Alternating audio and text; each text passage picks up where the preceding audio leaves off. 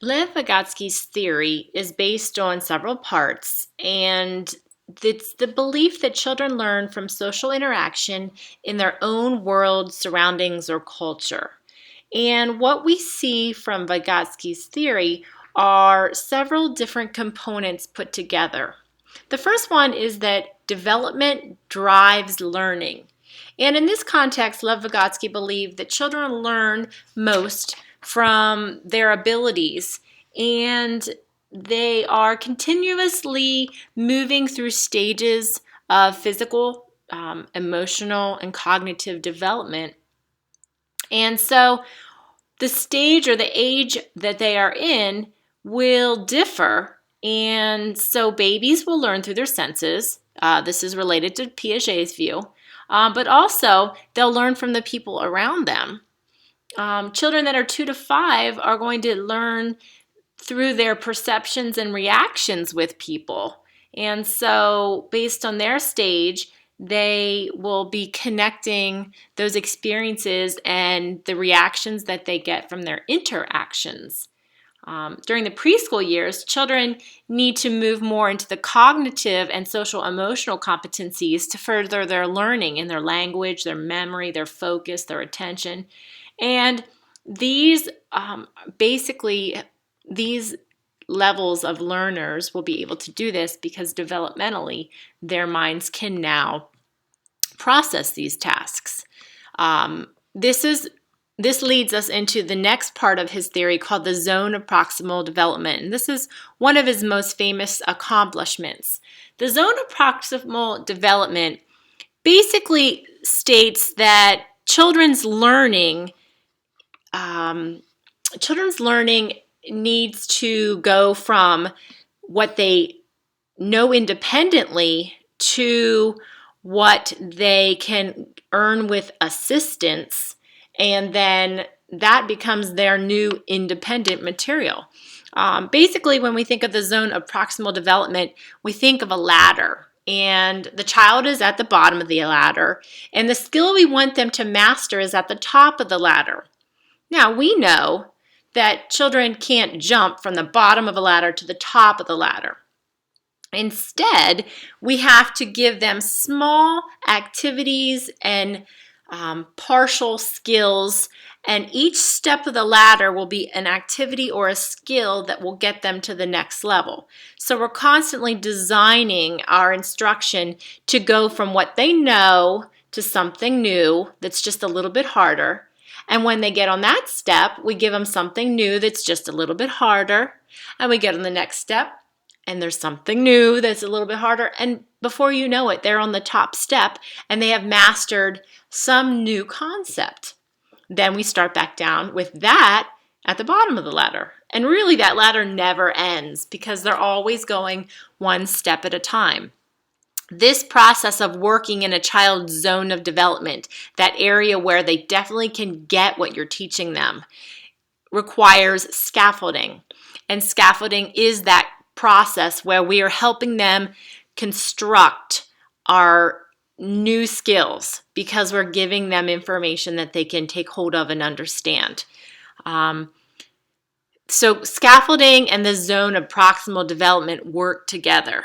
Now, co-construction is just that students learn new information by working with adults and their peers together, and their brains work together. So it's all kind of combined together.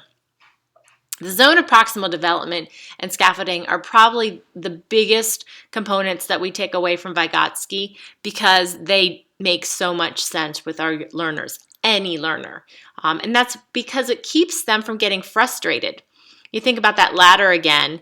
The area where you're going to learn best is, right above where you are. It's not too boring. It's not too difficult. It's right there in the middle of that ladder that we want to work in. And then we move up the ladder and our zone of proximal development shifts. And this is true for all of us as learners, not just children.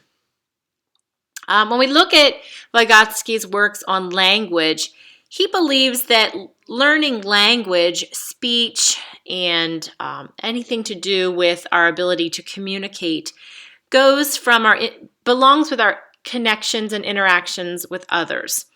For children to learn language on their own, they first have to listen to language, and that's the interpersonal part.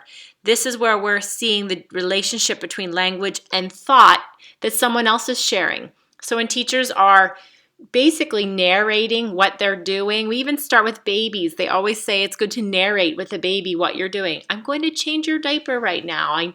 You're going to feel so much better. And we do it with toddlers. We might say, let's go read a book. We want to read books because they help our brain grow. And then we move into our older kiddos where we're modeling some sort of comprehension skill in reading. We're talking about, I wonder what the author meant when they wrote this part, or I can make a connection to this book because this makes me think of, that constant thinking aloud and narrating is the interpersonal language relationship we have with our students. By doing that and immersing them in that kind of environment, children become interpersonal, which means the language becomes their own, and then they can take that and use it independently. So you'll hear them repeating the things that you say. I know that's always a joke that you become your mother or your father, and you say the things that they've said over and over, and they become part of you. A funny little story, just to show how powerful this is. My background is in a reading specialist certificate, and so from the time my babies were little, we read. And I didn't realize that when I read to them, even at a really young age, at 1 or 2 years old, I even did the thinking aloud with them in their beds. I would lay in their bed at bedtime and I would read them books. And I must have said all the time, I wonder what happens next.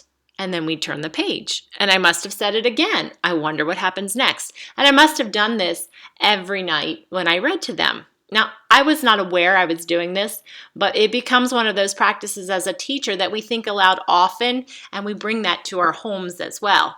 So one of my daughters, I can't even remember, I think it was my youngest, she one night in bed said, I wonder what happens next. Let's turn the page. And I looked at her. She was probably at the most 2 years old. And I thought, oh my goodness, where did she get that? That is amazing. She must be a genius. And I basically came to the realization that, oh, I've been saying that all along. And she's just made that her own language now.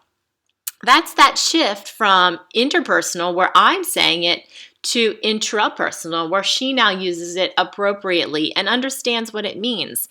And that shift happens over and over again in our classrooms when we have that narration or that thinking aloud in everything that we do, because then the language can become theirs. And this is part of Vygotsky's theory. Also, Vygotsky concluded that students needed to learn self-regulation, and this is just the ability to adapt or control their behavior, the emotions, or their thinking, depending on where they are. And children are amazing with this, because you think about it, when they're at school, they learn from a young age that there is an expectation for behavior and how they have to adapt or regulate that. Some children won't cry in front of anyone other than their parent unless they're seriously ill or hurt, just because that's not how they would act in front of someone that's not family. But if you would watch them at home, you would see a different expectation, and their behavior is different and their language is different. With our older children, they know when I'm on the playground, I act a certain way. When I'm on the school bus, I act a certain way. When I'm in my teacher's classroom, I act a certain way. This self-regulation is not taught, but it is a learned behavior, and it's learned because we're constantly giving them feedback, and they're using everything that we give them as nonverbal and verbal feedback to shape what they know is right and wrong. And so this ability is important because it is the way they learn to adapt in situations. So they're prepared in new situations to make those adaptations. The last component of Vygotsky's theory really looks at our younger learners from about ages 2 to 5. And Vygotsky believed that children needed to constantly get ready for the next stage.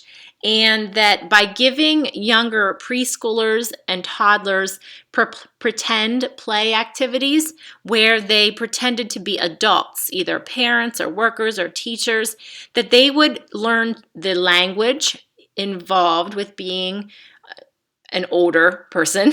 They would model grown-ups' behavior. They would practice self-regulation skills, and they would learn to be part of the world around them through these play opportunities. Now, if you don't make the connection, pretend play is that dramatic play center. And as teachers, we want to set up a variety of dramatic play, whether it be a doctor's office, or it be the kitchen center, or we make a library in our classroom, or we make a post office in our classroom, or pizzeria, a restaurant of some sort, a bakery, a grocery store. Anything that a child can observe in the world around them where the adults are interacting is open for pretend play opportunities. And it's this play that helps children learn the skills they will need for the next stages in a developmentally appropriate way, with the teacher there collaborating with them and facilitating this play. You're not telling them what to do, but you're interacting with them as an adult or another participant in the activity. And you're modeling what should happen. You're using vocabulary and self-regulation skills, and they can begin to make their own decisions through these activities. So our implications for teaching using Vygotsky's sociocultural theory is, first of all, we want to find that zone of proximal development and scaffold the skills to the next level. So we want to move children along with challenging material, but giving them support along the way so they don't find frustration or boredom. We have to find that perfect spot in between frustration and boredom. And also, we need to create a collaborative classroom full of play experiences that allow students to earn self-regulation and also make that language their own so it becomes intrapersonal. And this is Vygotsky's contributions.